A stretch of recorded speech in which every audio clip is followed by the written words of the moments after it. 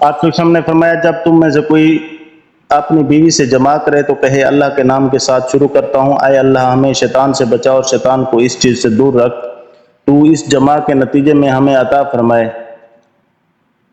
یہ دعا پڑھنے کے بعد جماع کرنے سے میاں بیوی کو جو اولاد ملے گی اسے شیطان نقصان نہیں پہنچا سکتا۔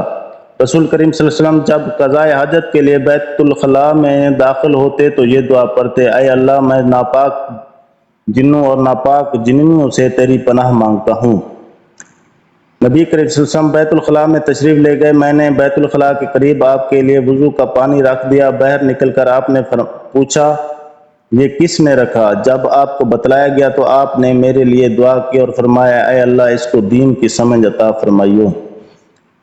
رسول صلی اللہ علیہ وسلم نے فرمایا کہ جب تم میں سے کوئی بیت الخلاء میں جائے تو قبلہ کی طرف منہ کرے، نہ اس کی طرف پشت کرے، بلکہ مشرق کی طرف منہ کر لو یا مغرب کی طرف۔